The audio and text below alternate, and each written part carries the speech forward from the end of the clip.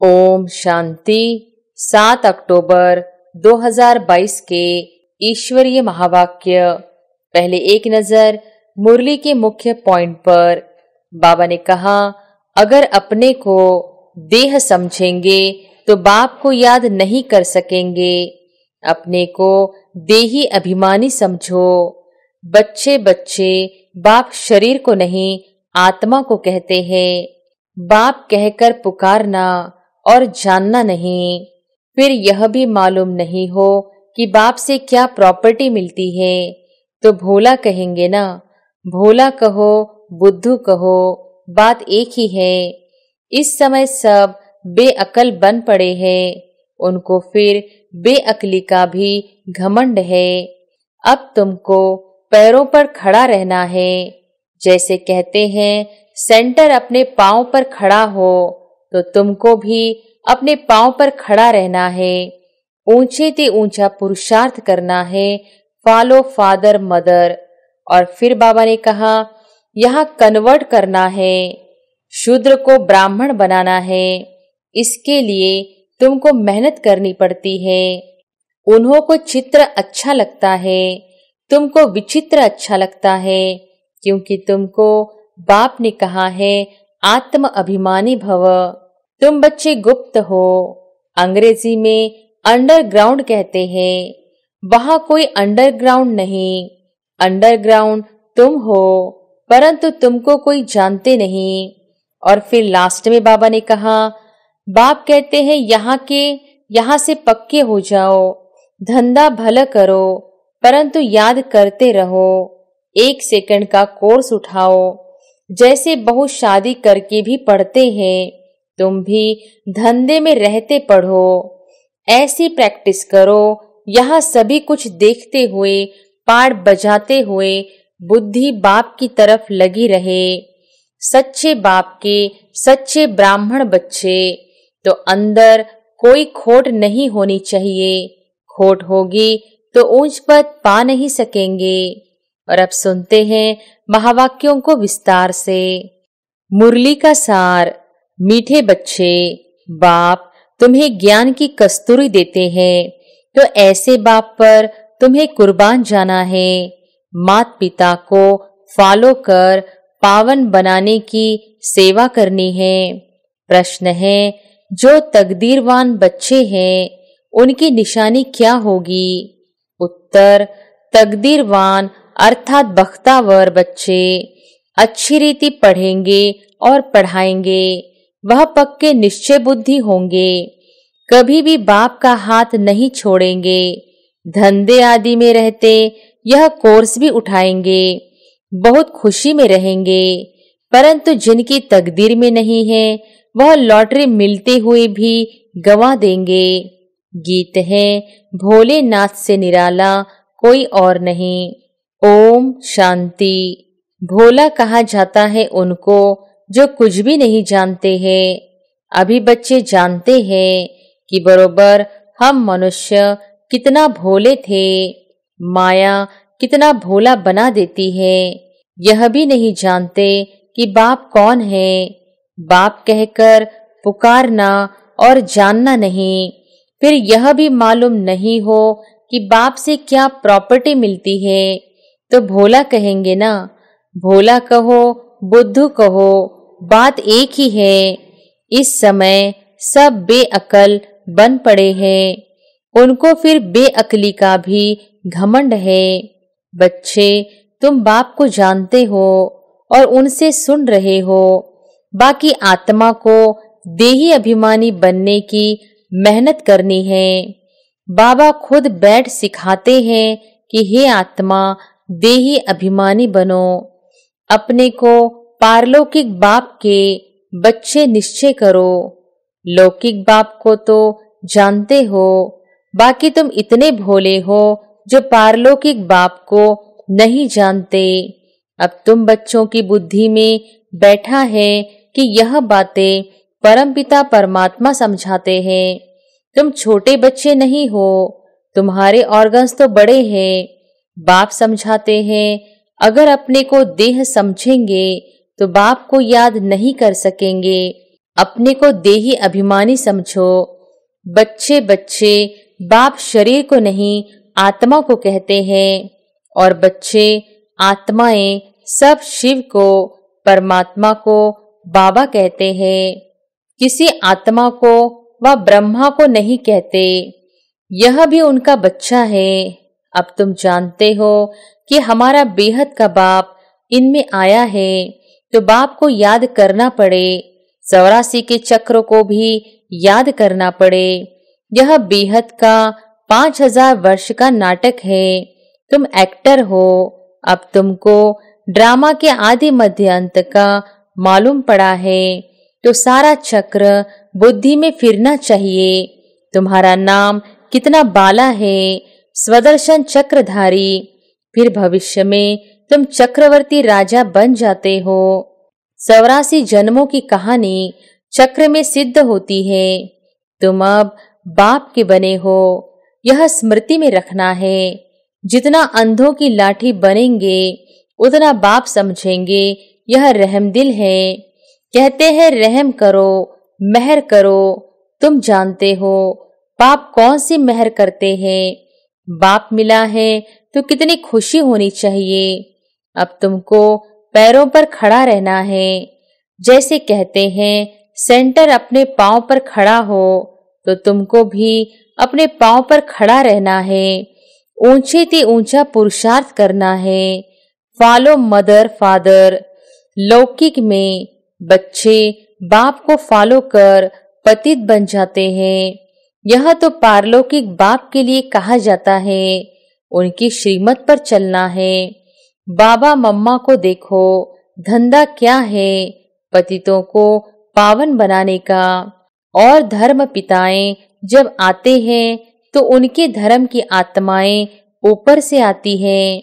वहां कन्वर्ट करने की बात नहीं, यह कन्वर्ट करना है। शूद्र को ब्राह्मण बनाना है। इसके लिए तुमको मेहनत करनी पड़ती है। तुम कितना लिटरेचर देते हो वह देखकर फाड़ देते हैं। तुम बच्चे हो रूप बसंत। जैसे बाप वैसे तुम बच्चे। तुमको ज्ञान की वर्षा करनी है। यह चित्र बड़े अच्छे हैं। त्रिमूर्ति का चित्र बड़ा जरूरी है। इसमें बाप और वर्षा दोनों ही आ जाते हैं। बाप के बिगर दादे का वर्षा कैसे मिलेगा।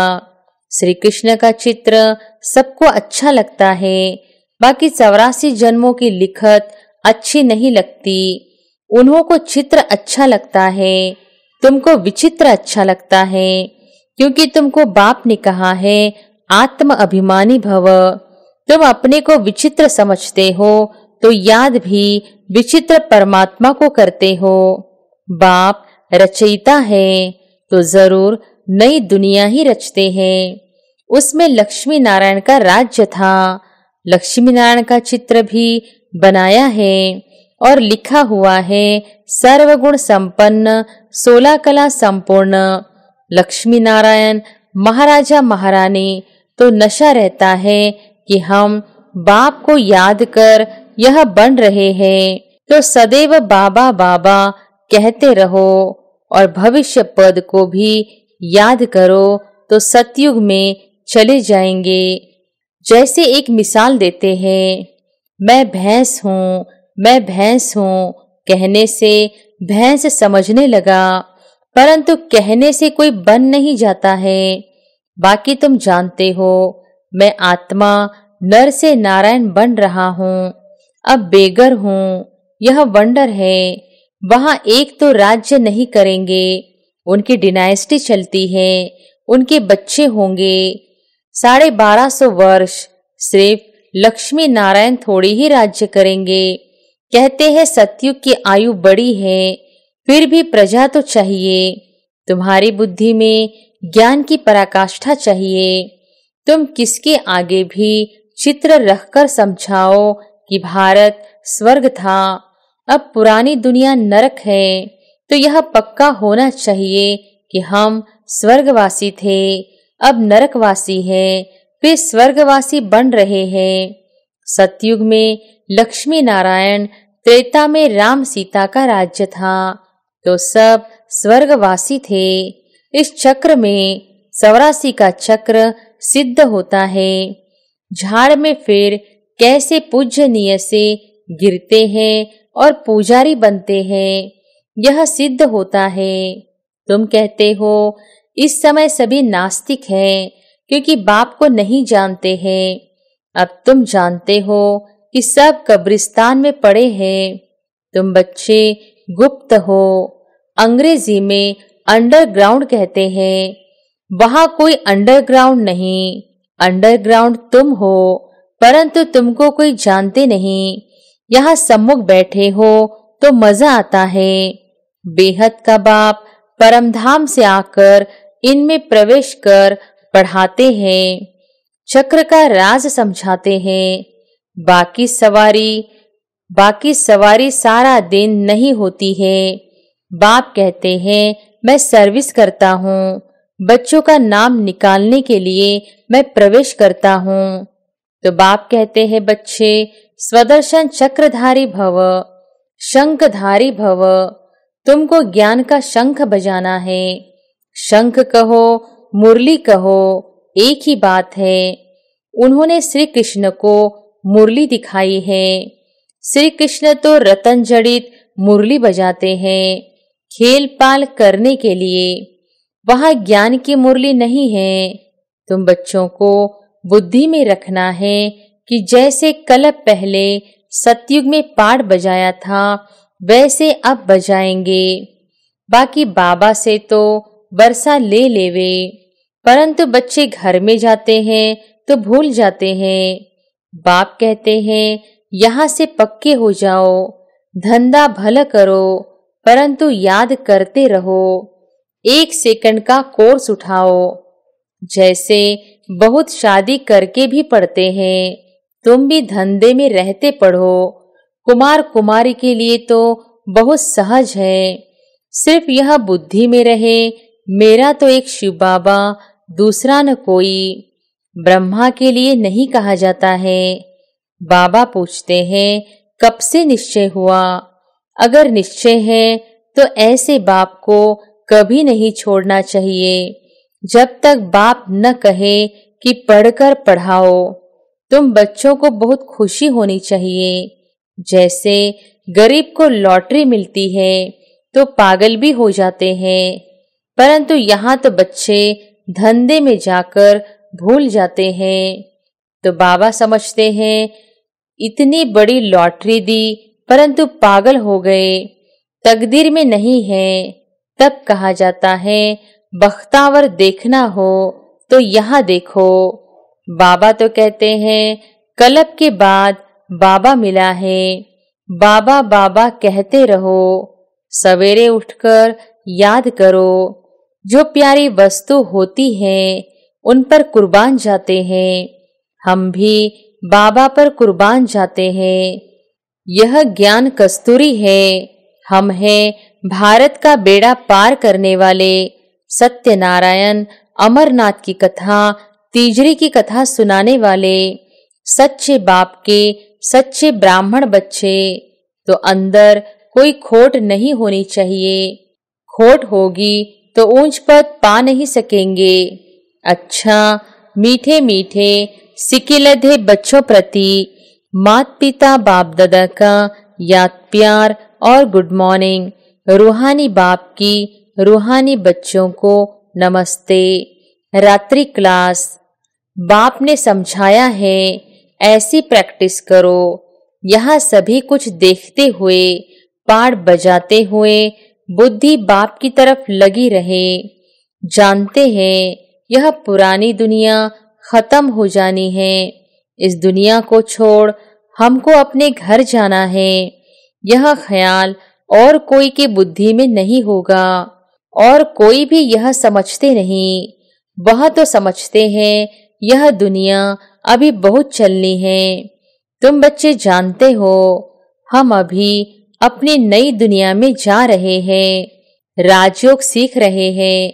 थोड़ी ही समय में हम सतयुगी नई दुनिया में अथवा अमरपुरी में जाएंगे। अभी तुम बदल रहे हो, आसुरी मनुष्य से बदल दैवी मनुष्य बन रहे हो। बाप मनुष्य से देवता बना रहे हैं।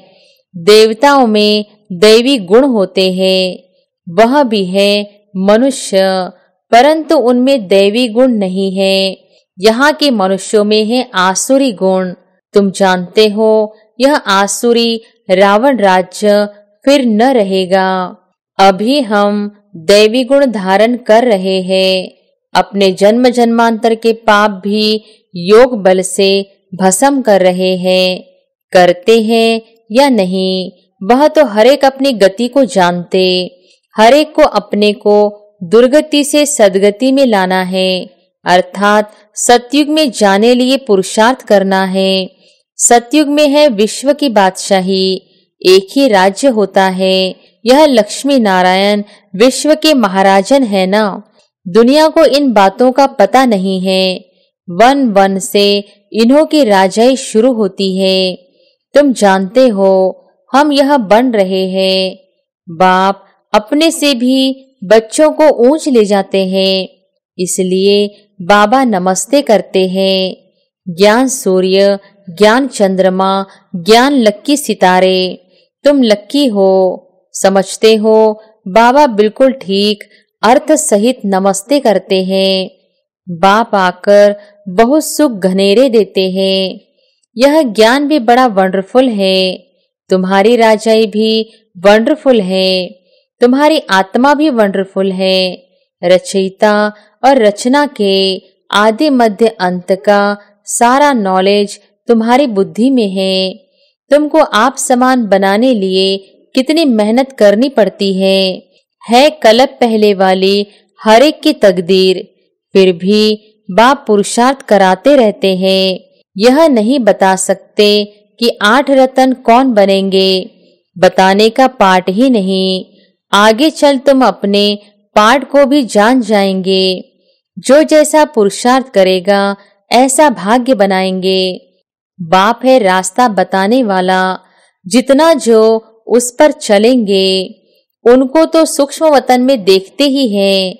प्रजापिता ब्रह्मा साथ में बैठा है। ब्रह्मा से विष्णु बनना सेकंड का काम। विष्णु से ब्रह्मा बनने में 5000 वर्ष लगते हैं।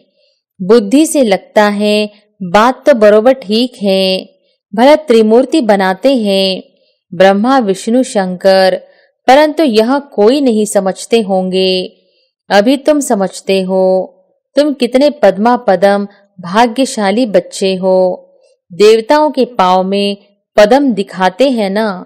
पदमपति नाम भी बाला है। पदमपति बनते भी गरीब साधारण ही है। करोड़पति तो कोई आते ही नहीं। 5-7 लाख वाले को साधारण कहेंगे। इस समय 20-40 हजार तो कुछ है नहीं। पदमपति कोई है सो भी एक जन्म के लिए। करके थोड़ा ज्ञान लेंगे, समझकर स्वाहा तो नहीं करेंगे ना। सभी को स्वाहा करने वाले थे जो पहले आए। फट से सभी का पैसा काम में लग गया। गरीबों का तो लग ही जाता है। साहूकारों को कहा जाता है अभी सर्विस करो। ईश्वरीय सर्विस करनी है तो सेंटर खोलो, मेहनत भी करो, दैवी गुण भी धारण करो। बाप भी गरीब निवास कहलाते हैं। भारत इस समय सभी से गरीब है। भारत की ही सभी से जास्ती आदमशुमारी है, क्योंकि शुरू में आए हैं ना। जो गोल्डन एज में थे वही आयरन एज में आए हैं। एकदम गरीब बन पड़े हैं। खर्चा करते करते सभी खत्म कर दिया है। बाप समझाते हैं अभी तुम फिर से देवता बन रहे हो। निराकार गॉड तो एक ही है, बलिहारी एक की है। दूसरों को समझाने में तुम कितनी मेहनत करते हो, कितने चित्र बनाते हो। आगे चलकर अच्छी रीति समझते जाएंगे। ड्रामा की टिक टिक तो चलती रहती है। इस ड्रामा की टिक टिक को तुम जानते हो। सारी दुनिया की एक्ट हूबहू एक्यूरेट कलप कलप रिपीट होती रहती है। सेकंड बाय सेकंड चलती रहती है। बाप यह सभी बातें समझाते फिर भी कहते हैं मन मना भव। बाप को याद करो। कोई पानी व आग से पार हो जाते हैं, उससे फायदा क्या? इससे कोई आयु थोड़ी ही बड़ी हो जाती है। अच्छा, मीठे मीठे सिक्के लधे रूहानी बच्चों को बाप दादा का याद प्यार, गुड नाइट। धारणा के लिए मुख्य सार। पहली पॉइंट, सच्चा ब्राह्मण बनना है। अंदर में कोई खोट नहीं रखनी है। स्वदर्शन चक्रधारी बन शंख ध्वनि करनी है। धंधा करते भी यह कोर्स उठाना है। दूसरी पॉइंट, बाप समान रहमदिल बन अंधों की लाठी बनना है। माता पिता को फॉलो करने का ऊंच पुरुषार्थ करना है। अपने पांव पर खड़े होना है। किसी को भी आधार नहीं बनाना है। वरदान है, सदा हजूर को हाजिर समझ साथ का अनुभव करने वाले कंबाइंड रूपधारी भव। सदा हजूर को हाजिर समझ साथ का अनुभव करने वाले कंबाइंड रूपधारी भव। बच्चे जब भी स्नेह से बाप को याद करते हैं तो समीप और साथ का अनुभव करते हैं। दिल से बाबा कहा और दिलाराम हाजिर, इसलिए कहते हैं हजूर हाजिर है। हाजिर हजूर है। स्नेह की विधि से हर स्थान पर हर एक के पास हजूर हाजिर हो जाते हैं। अनुभवी ही इस अनुभव को जानते हैं। गाया हुआ है करण करावन हार, तो करण हार और करावन हार कंबाइंड हो गया। ऐसे कंबाइंड रूपधारी सदा साथ का अनुभव करते हैं। स्लोगन है, मन को सदा रूहानी मौज में रखना यही जीवन जीने की कला है। मन को सदा रूहानी मौज में रखना यही जीवन जीने की कला है। अच्छा, ओम शांति।